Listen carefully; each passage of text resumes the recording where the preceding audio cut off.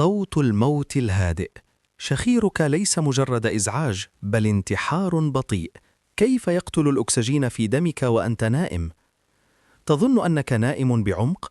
الحقيقة أن جسمك في معركة بقاء. الشخير الذي تضحك عليه ليس علامة نوم هنيء، بل هو صرخة استغاثة من رئتيك وقلبك. الخبراء يحذرون: إذا كنت تشخر فأنت تتوقف عن التنفس فعلياً مئات المرات في الليلة الواحدة، مما يدمر خلايا دماغك ويرفع ضغط دمك لدرجات انفجارية. لماذا يقتلك الشخير بصمت؟ أوضح الدكتور مناف منشاندا أن الشخير هو انسداد في أنبوب الحياة، مجرى الهواء. عندما يقل الأكسجين يرتعب قلبك ويبدأ في ضخ الدم بجنون، مما يؤدي إلى سكتة دماغية أو نوبة قلبية مفاجئة. الشخير ليس مجرد صوت، بل هو سكتة مؤجلة. خطة النجاة: 10 أوامر قبل أن يغدر بك نومك. انتبه للهاث. إذا استيقظت وأنت تلهث فأنت كنت على وشك الاختناق.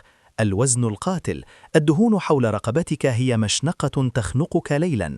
وضعية الهروب: النوم على الظهر هو دعوة للموت، نم على جنبك فوراً.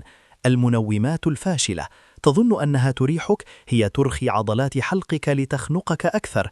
نظف مجراك: أي احتقان في أنفك هو سد منيع أمام الأكسجين.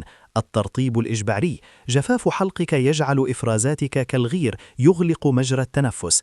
تمارين الحلق: غني لتقوي عضلاتك، وإلا ستترهل وتخنقك. فحص النوم: لا تنتظر الكارثة، افحص رئتيك الآن.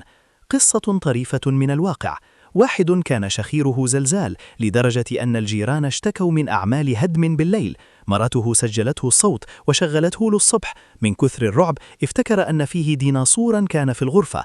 لما راح للدكتور قال له: يا بطل، الديناصور ده هو رقبتك اللي خانقك. بعدما خسل 5 كيلو الصوت اختفى، والجيران افتكروه عزل من الشقة. العبرة: لو مش عايز شخيرك يصحي الموتى، صحي نفسك وفوق لصحتك.